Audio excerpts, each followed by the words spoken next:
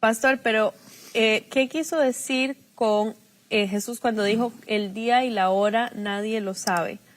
Este es el versículo más controvertido, el que más se ha discutido, el que más se ha establecido como un dogma, y vamos a ver claramente con lupa. Si tienes una lupa, por favor ve tu Biblia para que veamos claramente lo que Jesús dijo. Dice Jesús en Mateo 24, versículo 36, pero del día y la hora, a ver, apuntémoslo bien, el día y la hora, no dijo la semana y el mes y el año. No podemos agregarle a las palabras de Jesús. La Biblia nos previene y nos advierte que tengamos cuidado cuando aumentemos o cuando le agreguemos algo a la palabra de Dios. Algo que Jesús no dijo ya se ha agregado, como lo vamos a demostrar, diciendo que ni tampoco la época, ni el año, ni tampoco podemos saber en qué fiesta los judíos podemos calcular el arrebatamiento de la iglesia. Jesús no dijo eso. Veamos claramente las palabras de Jesús y cómo lo repite, y veamos otras porciones de la Biblia donde claramente se dice el día, la hora, la semana, el mes y el año. Y si el Espíritu Santo hubiera querido, o Jesús, siendo Dios, hubiera querido ser tan específico como los mismos apóstoles, lo hubiera hecho. Pero Jesús se limitó nada más a decir el día y la hora. ¿Con qué razón o con qué corazón o con qué autoridad podemos nosotros agregarle a las palabras de Jesucristo meses o años sin ninguna autoridad? Mateo 24, versículo 42. Velad pues porque no sabéis a qué hora ha de venir vuestro Señor. Lo vuelvo a repetir 2 veces. ¿A qué hora? Versículo 44. Por tanto, ustedes también estén preparados, porque el Hijo del Hombre vendrá a la hora que no pensáis. No dijo al mes, no dijo al año. Otra vez, por tercera vez, lo vuelvo a repetir, a la hora. Versículo 50. Vendrá el Señor de aquel siervo el día que no espera y a la hora que no sabe. Otra vez, el día y la hora. Ahora, esto es muy importante porque dice Apocalipsis 22, versículo 18 y 19, que cualquiera que le agregue a la Biblia palabras que no están en la Biblia o le quite a la Biblia, vendrán las maldiciones escritas en el libro de Dios. Y por esto el Espíritu Santo no dice de ninguna manera en las palabras de Jesucristo, ni la semana, ni el mes, ni el año, no lo sabe. Y si fuera así, lo hubiera hecho. Veamos estos ejemplos en el libro del Apocalipsis. Capítulo 9, en la 6ª trompeta, veamos qué claro es la Biblia y de qué manera tan específica compara el Espíritu Santo cuando Él quiere realmente que nosotros sepamos que está hablando de día, hora, semana, mes y año. Versículo 15, Apocalipsis 9, versículo 15. Y fueron desatados los 4 ángeles que estaban preparados para la hora, el día, el mes y el año. Las 4 estaciones, ¿verdad? O los 4 periodos de tiempo, claramente el Espíritu Santo los denota, a fin de matar a la tercera parte de los hombres. Otro versículo, capítulo 11, Apocalipsis, versículo 2. Pero hablando de los testigos, el patio que está fuera del templo, déjalo aparte, y no lo midas, porque ha sido entregado a los gentiles, y ellos hollarán la ciudad 42 meses. Aquí el Espíritu Santo ya no dice ni día ni hora, anteriormente dice día, hora, mes y año, y aquí pone claramente una cifra de 42 meses que son 3 años y medio. Y finalmente en el capítulo 13, versículo 5, hablando del anticristo, se le dio boca que hablaba grandes cosas y autoridad para actuar 42 meses. El Espíritu Santo, cuando quiere determinar el tiempo, usa las palabras de la Biblia y no tenemos nosotros por qué agregarle, ni decirles que no dijo el año. Discúlpame, pero vuelve a leer otra vez tu Biblia. Claramente lo dijo Jesús, el día y la hora. Ahora bien, ¿por qué realmente podemos nosotros relacionar el arrebatamiento de la iglesia con la fiesta de las trompetas. ¿Por qué? Hace algunos años, y lo he vuelto a repetir en otros estudios, que cuando Pablo habla del arrebatamiento de la iglesia, 1 Corintios 15:52, Pablo menciona que vendrá el arrebatamiento en la última trompeta. Ahora recordemos algo importante. El arrebatamiento fue una doctrina escondida en el Antiguo Testamento. Era un misterio, y Pablo lo dice. 1 Corintios 15:50-53. He aquí los digo un misterio. ¿Cuál es este misterio, Pablo? Que habrá una generación que no vamos a morir, que no vamos a gustar lo que es la muerte. Seremos rápidamente, en un abrir y cerrar de ojos, sacados de nuestro cuerpo para reunirnos con Cristo en el cielo. Y Pablo dice y menciona que será en la última trompeta. Muy bien. Si nosotros nos atrevemos a decir que esta última trompeta pertenece a las trompetas del Apocalipsis, estamos completamente desarticulados escatológicamente, porque las trompetas del Apocalipsis son trompetas de juicio. Y en el libro de los Números, en el Antiguo Testamento, cuando Moisés le ordenó al pueblo, no con el shofar, sino que usaran trompetas de plata, para que cuando oyeran el sonido se reunieran en un solo lugar, porque él quería que este grupo de judíos estuvieran al sonido de la trompeta, porque estaban todos desperdigados por todos lados, se tocaba la trompeta. Entonces, la trompeta que Pablo está usando es una trompeta que se usaba en el Antiguo Testamento para convocar al pueblo y reunirlo en el mismo lugar. Ahora, muy bien, ¿por qué lo relacionamos y por qué seguimos relacionando el arrebatamiento de la iglesia con la fiesta de las trompetas? ¿Qué importancia es estudiar las 7 fiestas judías? Porque en estas 7 fiestas judías, cronológicamente el Espíritu Santo escondió detrás la persona de Jesús. En las 7 fiestas judías está Jesucristo, Levítico 23, y además la cronología del orden de los tiempos de Dios. Porque Dios es un Dios de orden, y Él ha establecido el orden en las que las cosas y los eventos profetizados tienen que suceder. En primer lugar, en la primera venida de Cristo se cumplieron las primeras 4 fiestas: la Pascua, los panes sin levadura, los primeros frutos y la fiesta de Pentecostés, que fue exactamente la fiesta de Pentecostés el mismo día en que en el Antiguo Testamento Moisés recibió las tablas de la ley. En el Nuevo Testamento fue 50 días exactos. 50 días exactos. Para Dios es muy importante la gematría y los números, porque los números están asociados con las letras griegas y con las letras hebreas. Son los dos únicos lenguajes donde hay una conexión entre la letra y los números. Entonces no podemos descartar y decir, ¿verdad?, que no puede hacerse cálculos, que no puede haber números, etcétera, etcétera. Entonces, Pentecostés sucede 50 días, porque la palabra Pentecostés significa 50. Muy bien. ¿Cuántas fiestas faltan? Bueno, la próxima es, ¿no oigo? Las trompetas. Después de las trompetas, cronológicamente sigue Yom Kippur, que es la expiación, y finalmente los tabernáculos que celebraremos, capítulo 14 de Zacarías, Malaquías, hasta el tiempo del reino milenial, cuando Cristo reina en Jerusalén junto con el rey David, y nosotros también en diferentes lados donde nos van a colocar, y ahí los tabernáculos serán al milenio.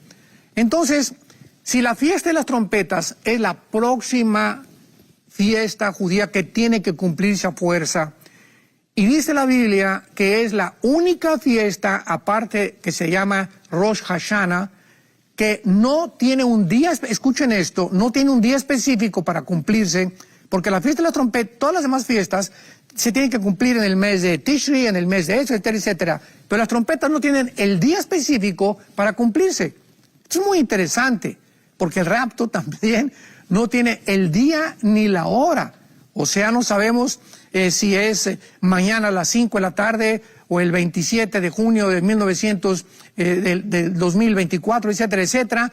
Pero sí podemos saber, y Dios no está en contra de eso, la temporada o qué relación pueda tener con las fiestas judías. Ahora bien, si el rapto no es en la fiesta de las trompetas, nos damos cuenta ¿qué sigue después del arrebatamiento? Yom Kippur. ¿Qué es Yom Kippur? Los 7 años de la tribulación o la expiación, donde los judíos van a aceptar lo que Jesús hizo hace 2000 años, profetizado en la semana 70 de Daniel, capítulo 9, versículo 24 al 27.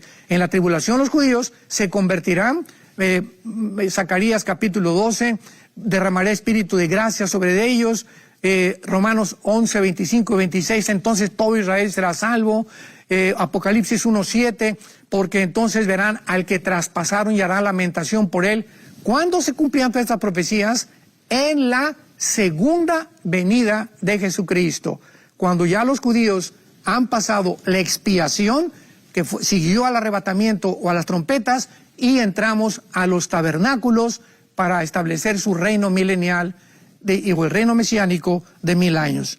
Entonces, todas de estas tres solo tienen que cumplirse las trompetas y se tiene que cumplir a fuerza. Y no es coincidencia que el Espíritu Santo haya usado la palabra trompeta. Y ahora bien, tenemos también nosotros que pensar en algo.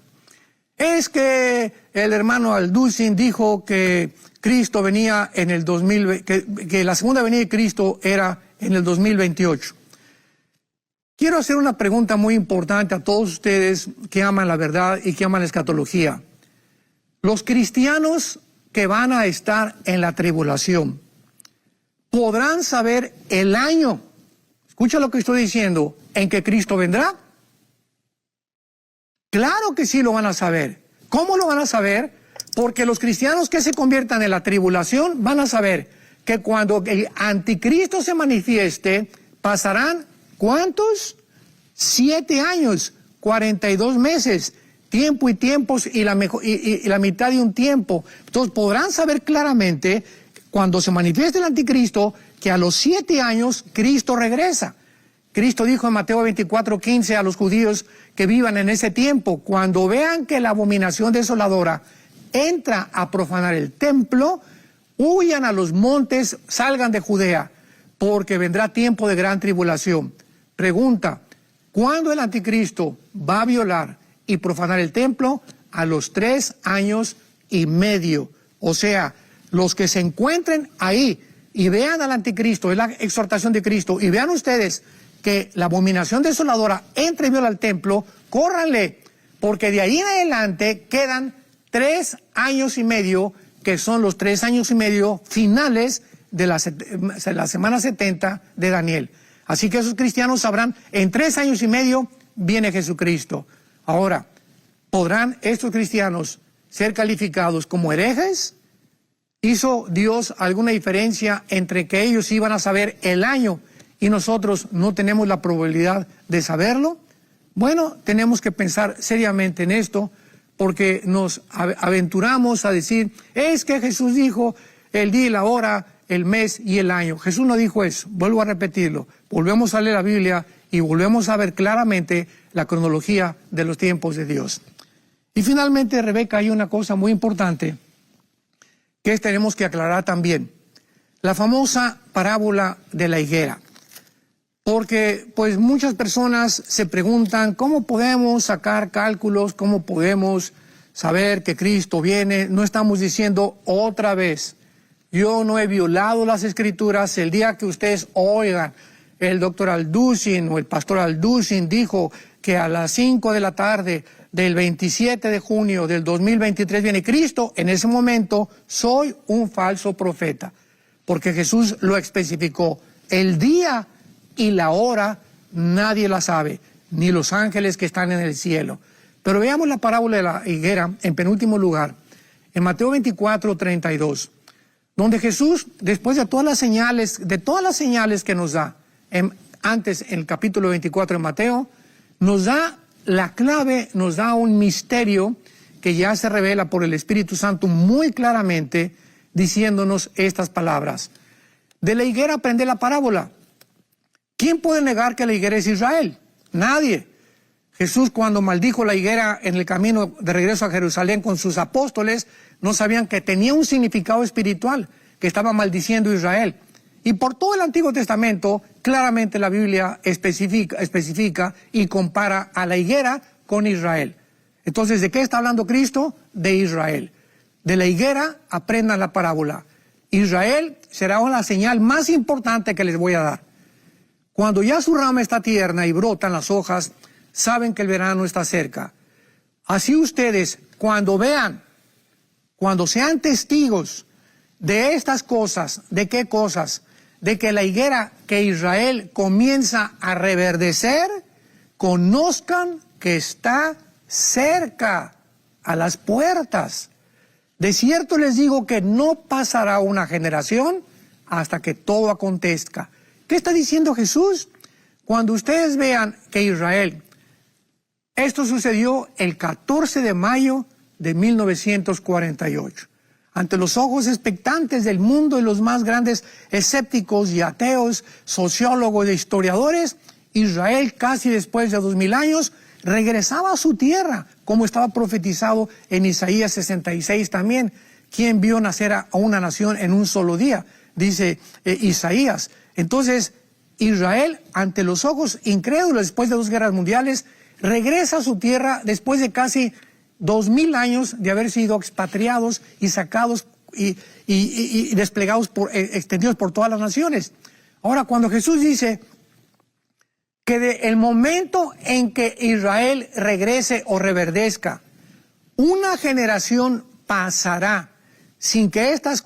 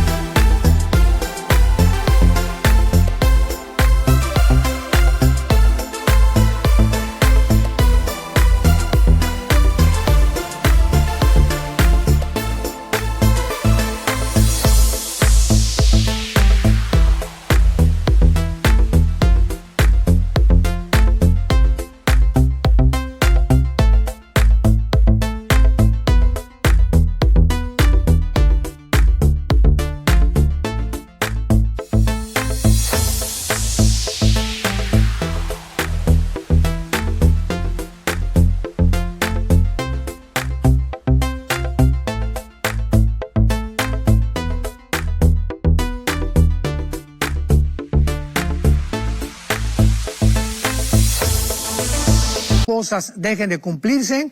Ahora nuestra tarea es buscar en la Biblia y escudriñar a qué se refiere Jesús con una generación. Bueno, hasta Moisés y hasta Josué, las generaciones eran de más de 100 años. Josué fue el último individuo en la Biblia que pasó los 100 años y Moisés a los 120 desde luego. Y de ahí en adelante, el mismo Moisés, en el Salmo 90, versículo 10, escribe que una generación es aproximadamente de 80 años. ¿De cuánto? De 80 años. Aquí todo está en la Biblia y no estamos hablando de nuestras propias perspectivas o mis propias opiniones. Estamos dejando y citando todos los versículos, apoyando con la palabra de Dios, 80 años. Entonces, ¿qué quiso decir Jesús? Que pasarían 80 años después de 1948 sin que todas estas cosas se cumplieran. Llegamos al año 2028, que fue el cálculo que yo hice, le sumo a 48, 80 años, llegamos al 2028. ¿Estoy siendo un falso profeta? ¿Qué dice la ley de los falsos profetas en el libro de Deuteronomio en el Antiguo Testamento? Cuando un profeta hable y no se cumpla lo que dijo, entonces sabemos que fue un falso profeta. Pregunta, ¿ya llegamos al 2028 para ser yo considerado un falso profeta? No hemos llegado todavía, ¿verdad? Y si una generación no es 80 años, y si el 48, 80 años, quitándole los años bisiestos y el calendario judío que es de 360 días con el calendario gregoriano que es de 365 en nosotros, es una aproximación más o menos, no sabemos el mayo del 28, etcétera, etcétera. Ahora muy bien, si yo estoy equivocado Y por eso me están agrediendo y tachándome, lastimando a mi familia, a mis hijos, a nuestros nietos. Cumplo este año 46 años de estudiar las profecías bíblicas, 46 años de estudiar, ha sido mi pasión la escatología. Y si yo estoy equivocado en haber dado el 2028, cuando llegue el 2028 me pueden crucificar. Y yo, sinceramente, si llega el 2028 y no ha pasado todo esto, yo les...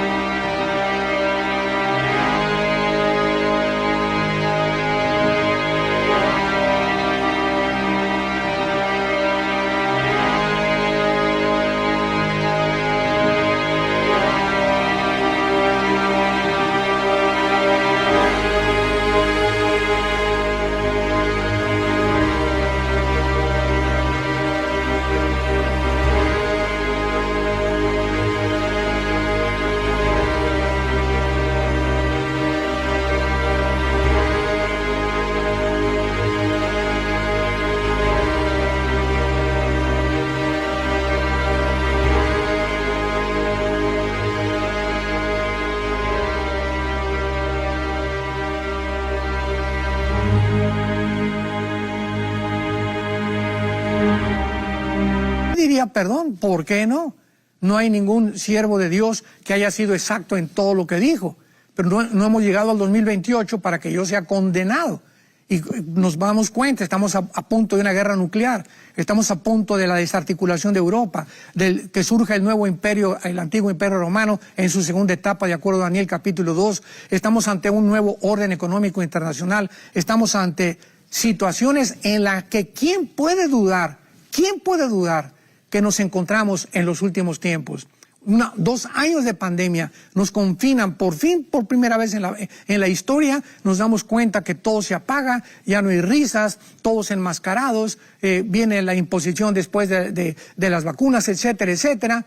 Pero hemos pasado 2 años y entramos a este tercer año donde surge la guerra entre Irak y entre Rusia, donde he hablado bastante en mis videos y pueden ustedes verlos en YouTube y poder juzgar realmente que lo que estamos diciendo no es tan desaventurado ni tampoco para ser juzgados como falsos profetas.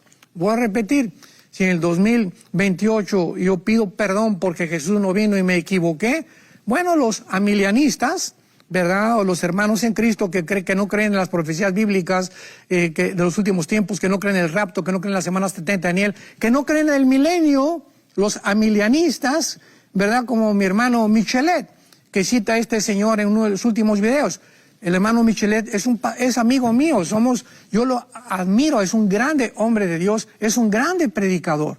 Pero en la línea escatológica, él no piensa como yo, ni lo voy a obligar a pensar como yo. Pero yo lo amo y lo respeto y jamás me atreveré a atacarlo porque él no cree en el milenio, ni tampoco cree en la tribulación. ¿Por qué? Porque es la línea escatológica de este tipo de cristianos que tienen otra línea diferente a los pretribulacionistas a los cuales yo pertenezco. Entonces tenemos que tener cuidado, ¿verdad? Porque no nos podemos agredir ni atacar simplemente porque tú no piensas como yo, etcétera, etcétera, porque ahí es cuando Jesucristo nos recuerda sus palabras: si yo hablo todas las lenguas del mundo y tengo todo el conocimiento del mundo y tengo toda la teología del mundo y no tengo amor, nada soy. Jesús no está viendo quién está mejor en su línea escatológica, si los pretribulacionistas o los amilianistas. Jesús está viendo que el amor todo lo sufre, todo lo espera, todo lo perdona, no busca lo suyo, no guarda rencor. Antes que cualquier otra cosa, entre nosotros, cristianos que me escuchan, mantengámonos unidos, mantengámonos en amor.